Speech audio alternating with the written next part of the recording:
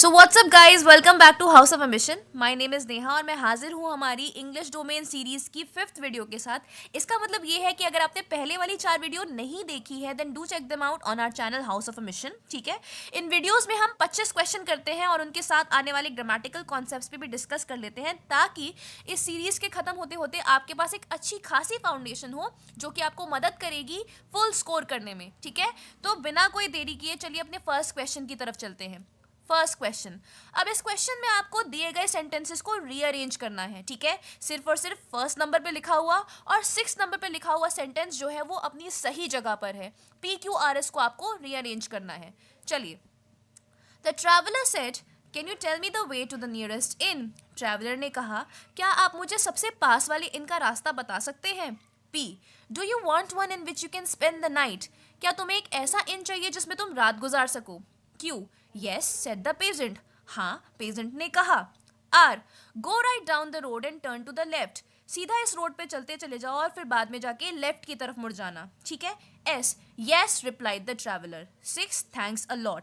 अब आपको क्या लगता है इसका अरेंजमेंट कैसे होगा। चलिए एक एक करके अरेंज करते हैं। जब ट्रैवलर ने कहा कि आप मुझे सबसे पास वाले इनका रास्ता बता सकते हो, तो आपको क्या लगा होगा, पेजेंट ने क्या आंसर दिया होगा। Of course Q, which is yes said the peasant. ठीक है। अब ये क्वेश्चन करने के बाद टेक्निकली वो शायद दूसरा क्वेश्चन करता है उससे, मतलब पेजेंट जो है वो ट्रैवलर से दूसरा क्वेश्चन करता है, डू यू वांट वन, क्या तुम्हें एक ऐसा इन चाहिए जिसमें तुम रात गुजार सको।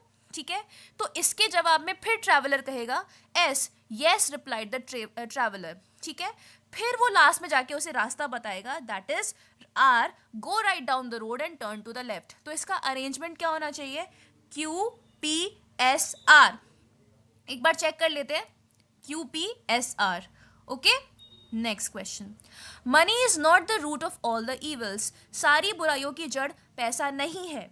P, और what about the desire for power driving people to horrible crimes. Q, even purposeless cruelty can be seen in many instances of evil behaviour, यहाँ तक कि बिना वजह किसी पे जुल्म करना जो है वो ईवल बिहेवियर का एग्जाम्पल माना जा सकता है। ठीक है। R, for example neither teacher nor students can profit from torturing children, example के तौर पे ना ही टीचर ना ही स्टूडेंट्स जो है वो दूसरे बच्चों पर टॉर्चर करके कोई प्रॉफिट कमा सकते हैं। ठीक है। S, the evil of sexual offenders are not motivated by financial gains, जो लोग सेक्सुअल ऑफेंडिंग करते हैं, कभी ऐसा बहुत बार होता है कि उनका कोई फाइनेंशियल गेन करने का कोई मकसद नहीं होता, वो they just do it. Okay.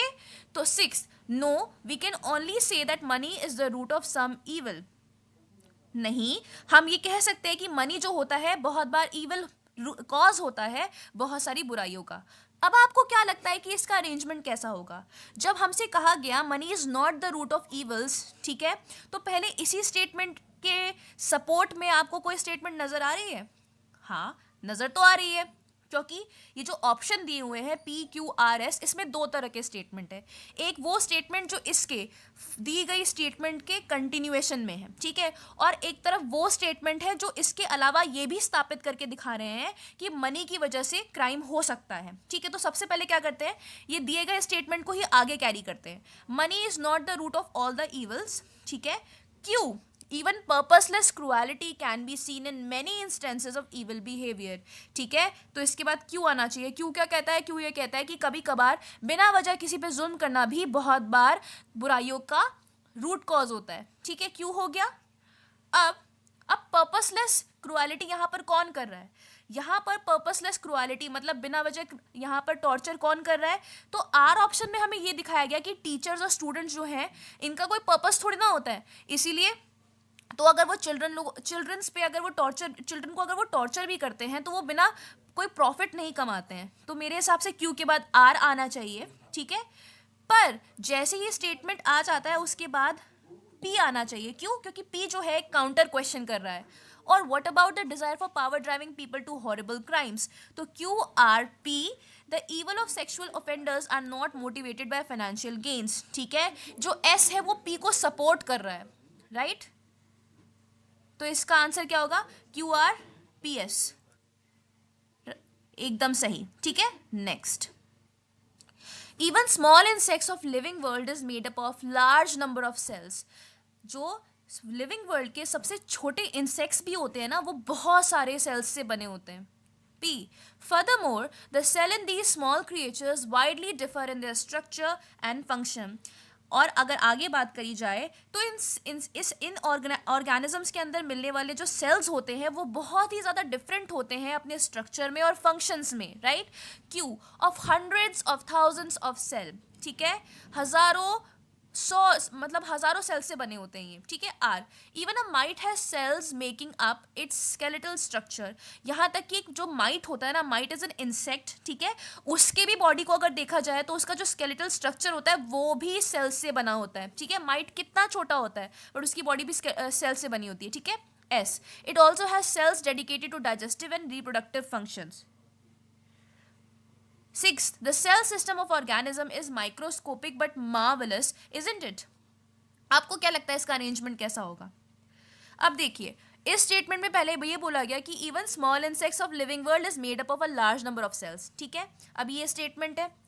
अब लार्ज नंबर ऑफ सेल्स, इससे मिलता जुलता स्टेटमेंट जो ज़्यादा सेंस नहीं बना रहा है वो क्यू वाला है, ठीक है, of hundreds of thousands of cells. क्योंकि अगर आप इसको बाकी और किसी सेंटेंस के साथ जोड़ोगे ना तो ज़्यादा उतना सेंस नहीं बनाता, बट इसके साथ जोड़ोगे तो उतना सेंस बन रहा है. तो मेरे हिसाब से तो पहले क्यू आना चाहिए, of hundreds of thousand of cells, ठीक है. फिर क्या आएगा? फिर यहाँ पर आप देख सकते हो मेरे हिसाब से पी आना चाहिए, ठीक है. तो देखिए कैसे.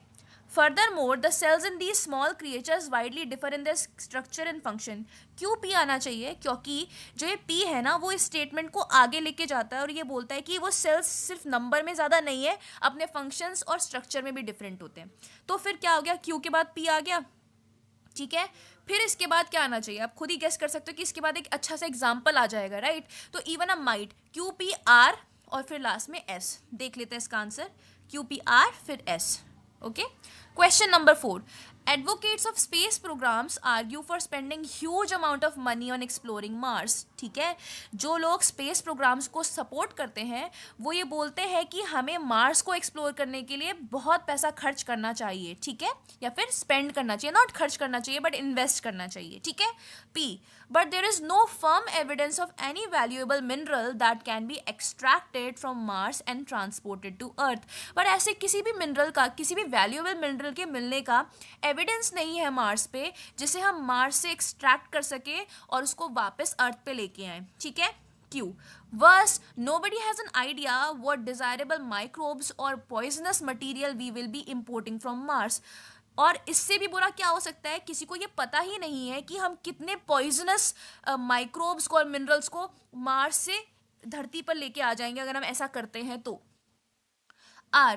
They are also unrealistic about the cost of transportation that will be involved in the interplanetary movement of men and material. ठीक है, वो लोग तो इस बात के बारे में रियलिस्ट होके, प्रैक्टिकल होके बात नहीं करते कि कितना ज़्यादा खर्चा लग जाएगा किसमें, इंटरप्लानिटरी मूवमेंट में, ठीक है. जब हम एक प्लैनेट से दूसरे प्लैनेट की तरफ मूव करेंगे तो आदमियों और सामान के मूवमेंट में बहुत खर्चा लग जाएगा. Nobody is talking practically about this, ठीक है. S. The enthusiasts argue that Mars could be a perennial source of material for us Earthling. ठीक है, ये जो enthusiast है वो ये आर्ग्यू करते हैं कि मार्स में मिलने वाला जो मटीरियल है वो हमारे लिए एक तरह से कांस्टेंट जीवन, हमेशा बने हुए जीवन का सोर्स बन सकता है. अर्थलिंग्स मतलब अर्थ पे रहने वाले. ओके, चलिए अगर मैं इन सारे सेंटेंसेस को अरेंज करूं तो अगेन जो स्टेटमेंट दी गई है, क्या इन चारों में से दी गई स्टेटमेंट में कोई स्टेटमेंट इसको एक्सटेंड करती है? करती है, क्योंकि पहले में बोला गया कि बहुत सारे लोग जो एडवोकेट करते हैं कि मार्स पे वैल्यूएबल सामान मिल सकता है इसलिए हम लोगों को स्पेंड करना चाहिए. इसी को एक्सटेंड करते हुए एस नंबर वाली जो स्टेटमेंट है वो आगे बोलती है कि यही एंथुजियास्ट ये भी बोलते हैं कि वहाँ से मिलने वाला सामान हमारे लिए जीवन को बनाए रखने में मदद कर सकता है, राइट. तो पी के इसके बाद तो एस आना चाहिए, सबसे पहले क्या आएगा, एस आएगा, ठीक है. बट इस चीज को काटते हुए कोई सेंटेंस है जो इसको डायरेक्टली काट रहा है, कोई ऐसी प्रपोजिशन के साथ काट तो रहा है. पी को अगर आप देखोगे तो वो प्रपोजिशन के साथ स्टार्ट हो रहा है और ये क्या बोलता है, बट लेकिन there is no firm evidence of any valuable mineral that can be extracted from Mars and transported to earth. मतलब ये वाली जो बात है वो डायरेक्टली इसके अगेंस्ट जा रही है, तो इसके बाद तो यही आनी चाहिए, तो एस के बाद पी आना चाहिए, ठीक है. फिर उसके बाद क्या आएगा, उसके बाद मेरे हिसाब से तो अब यहाँ पर डाउट हो सकता है कि क्यू को लेके आए कि आर को लेके आए, तो एक काम करते हैं आर को ले आते हैं, वर्स्ट वाले को वर्स्ट मतलब बहुत ही ज़्यादा ना एक्सट्रीम रिएक्शन है, वर्स्ट सबसे बुरा, तो मे बी उसको लास्ट में लेके चलेंगे, ठीक है। तो SPRQ देख लेते एक बार, SPRQ, राइट, ठीक है।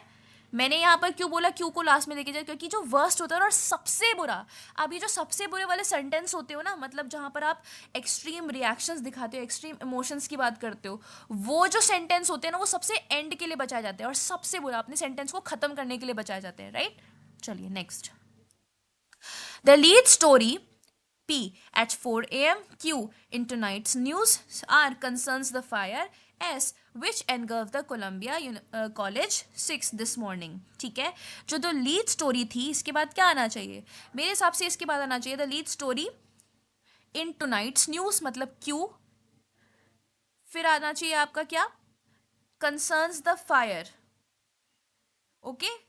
क्यू से कोई ऑप्शन स्टार्ट हो रहा है, ओ तो रहा है, ठीक है। अब ये दोनों, अब क्यू के बाद आर तो पक्का आएगा क्योंकि इन दोनों में ही आर है, ठीक है। तो in tonight's news concerns the fire, आर आ गया।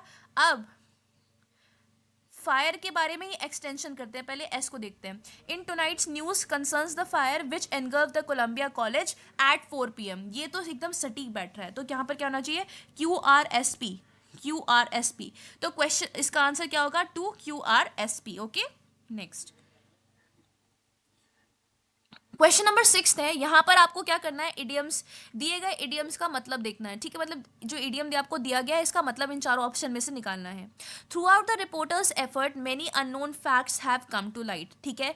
रिपोर्टर के एफर्ट्स की वजह से बहुत सारे अनजान फैक्ट्स जो थे वो सामने आते हैं, ठीक है। इग्नाइटेड, कम टू लाइट का मतलब क्या होगा, ठीक है, जब कोई चीज़ लाइट के अंडर आती है तो वो इग्नाइट मतलब जलने लगती है। फ्लेड अप, अगेन जलने लगती है। ब्राइटेंड, बहुत ही ज़्यादा रोशनी मारती है। या फिर बिन रिवील्ड, या फिर उसका खुलासा होता है। तो यहाँ पर तो सबसे बात यही है ना, रिपोर्टर क्या करते हैं, हमेशा अननोन फैक्ट्स का खुलासा करते हैं, तो बिन रिवील्ड जो होगा इसका आंसर होगा। कम टू लाइट का मतलब बिन रिवील्ड, खुलासा हुआ, ठीक है। Next, I do not see eye to eye with you in this matter, मैं तुम्हारे साथ आई टू आई नहीं देखता इस मुद्दे पर। अब यहाँ पर सबसे पहला मीनिंग आपके दिमाग में क्या आता है, ठीक है, हमारे दिमाग में तो यही आ रहा है कि when I do not see eye to eye with you, तो इसका राइट आंसर क्या होना चाहिए, to have the same opinion, मतलब मैं तुम्हारे ओपिनियन से सहमत नहीं हूं, ठीक है। Next, the boy was in Dutch with his friends, ठीक है, इसमें अंडरलाइन नहीं किया गया बट मैं बता देती हूँ, इन डच का मतलब आपको ढूंढना है, okay.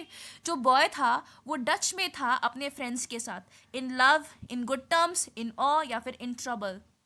whenever you are in touch with anybody meaning that you are in trouble, आप मुसीबत में हैं, ठीक है।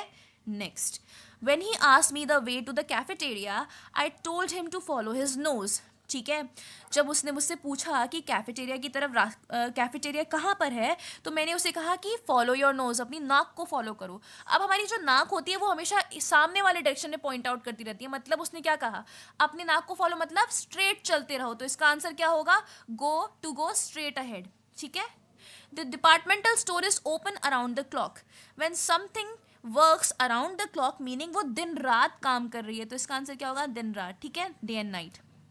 स्टडी, अब आपको क्या करना है, यहाँ पर वन वर्ड सब्सटीट्यूशन करना है, ठीक है। Question number 11, study of the interaction of people with their environment, ठीक है, इसको हम क्या कहते हैं, when ever people interact with their environment, मतलब एक्सचेंज ऑफ थिंग्स होता है हमारे और हमारे इन्वायरमेंट के बीच में, तो इस स्टडी को क्या बोला जाता है, it is known as ecology, ठीक है। Next, a list of explanation of rare, technical और ऑब्सोलीट वर्ड, ठीक है, एक ऐसी लिस्ट जिसमें हमने एक ऐसी लिस्ट है जिसमें हमने बहुत ही रेयर, टेक्निकल और ऑब्सोलीट मतलब वो वर्ड्स जिनका यूज़ ज़्यादा नहीं होता, ऐसी लिस्ट को क्या कहा जाता है, ऐसी लिस्ट को कहा जाता है ग्लॉसरी। क्या कहा जाता है, ग्लॉसरी, ठीक है।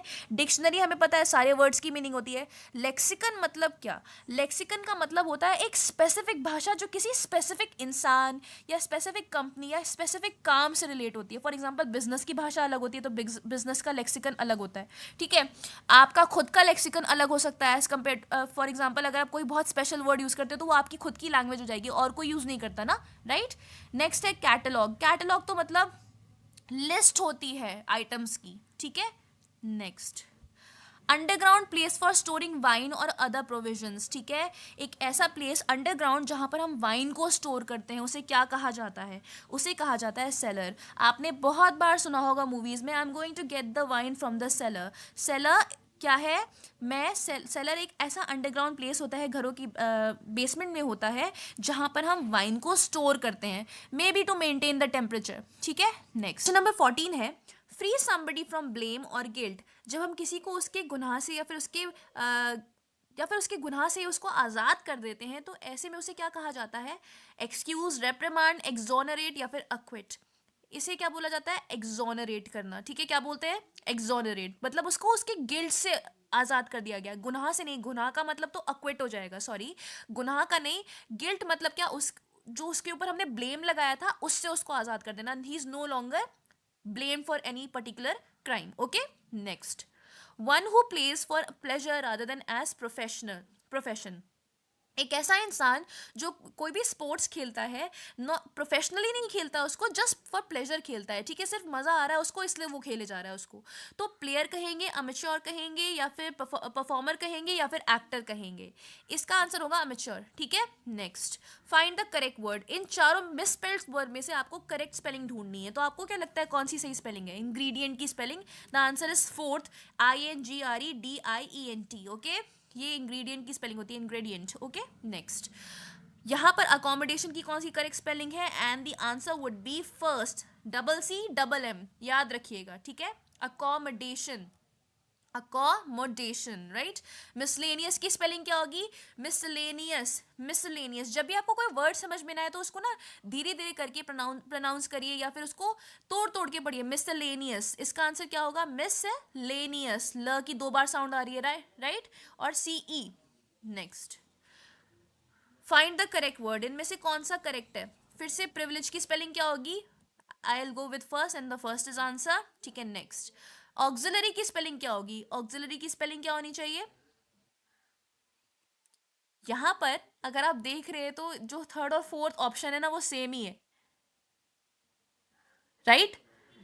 तो फर्स्ट और फोर्थ दोनों ही सही हो सकते हैं, इसलिए फर्स्ट को टिक कर देते हैं, आपके क्वेश्चन में ठीक आएगा ये, यहाँ पर टाइपो हो गया होगा। Next, find opposite word.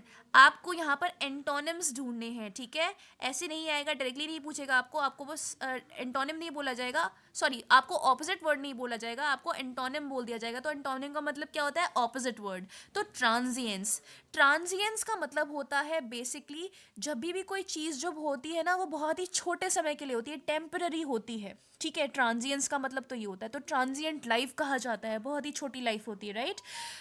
इसका आंसर, इसका उल्टा क्या होना चाहिए, इटर्निटी, शैलो, स्लो या फिर रेस्ट। इसका आंसर क्या होगा, इसका आंसर होगा आपका इटर्निटी। ठीक है, इटर्निटी मतलब क्या, जो मतलब जो कभी खत्म ही ना हो, यूथफुल ही रहे हमेशा। ठीक है, इसको क्या बोलते हैं, इसका उल्टा हो जाएगा ट्रांजियंस। ठीक है, डिसेंट का उल्टा हो जाएगा आपका असेंट। डिसेंट का मतलब होता है नीचे की तरफ उतरना। ठीक है, हमने इसको एलिवेशन क्यों नहीं किया, तो एलिवेशन तो खुद ऊंचाई हो गई, बट डिसेंट का मतलब नीचे की तरफ उतरना होता है, तो असेंट का मतलब क्या होता है, ऊपर की तरफ चढ़ना। नेक्स्ट, इंटरिम का क्या होता है, इंटरिम का मतलब बेसिकली ऐसा पीरियड जब, मतलब बीच में जो खाली पीरियड आता है ना, फॉर एग्जाम्पल अगर हमारे प्रेसिडेंट है वो कल को अपनी गद्दी छोड़ देते हैं, तो न्यू इलेक्शन से पहले पहले क्या हुआ, जो जितने समय के लिए कोई गद्दी नहीं होल्ड कर रहा था, तो उसको बोला जाएगा इंटरिम बोला जाएगा। ठीक है, तो वो तो बहुत छोटा समय होता है, हमेशा नहीं रहेगा, तो इसका उल्टा क्या हो जाएगा, परमानेंट। ठीक है, नेक्स्ट, अलाइट, अलाइट का मतलब क्या होता है, कहीं पर से उतरना, राइट। अलाइट का मतलब क्या होता है, कहीं पर से उतरना। तो एम्बार्क का मतलब होता है किसी पर चलना स्टार्ट करना। डिसएम्बार्क का मतलब क्या होता है, वहां से हट जाना, वहां से उतर जाना। तो अलाइट का उल्टा क्या होगा, एम्बार्क। ठीक है, कंट्रोवर्शियल, कंट्रोवर्शियल मतलब एक ऐसी, कोई भी ऐसी चीज जो पब्लिक में एंगर, मतलब लोगों में गुस्सा पैदा करे और जिसकी वजह से बहुत दंगे हो जाए, राइट। तो इसका उल्टा क्या होना चाहिए, इसका उल्टा अनसर्टेन, डूबियस, अनडिस्प्यूटेड या फिर क्वेश्चनेबल। इसका आंसर होगा अनडिस्प्यूटेड। ऐसी कोई चीज जिसको लेके कोई झगड़ा ही नहीं है। ठीक है, जब कंट्रोवर्सी में झगड़ा है तो यहाँ पर कोई झगड़ा ही नहीं है। ठीक है, नेक्स्ट, इनकेपेबल ऑफ एरर, एक ऐसा इंसान जो कोई गलती कर ही नहीं सकता, उसको क्या बोलते हैं, the answer would be infallible. ठीक है, इनफैलेबल मतलब जो कोई गलती कर ही नहीं सकता। आई होप आपको ये आज की वीडियो अच्छी लगी हो और आपने बहुत कुछ सीखा हो इससे। ठीक है, अगर आपको ये वीडियो हेल्पफुल लगी, then do share it among your friends, and stay tune with this series because ये आपको बहुत हेल्प करेगी. मिलते हैं अगले वीडियो में, अगले इस सीरीज की. Bye bye.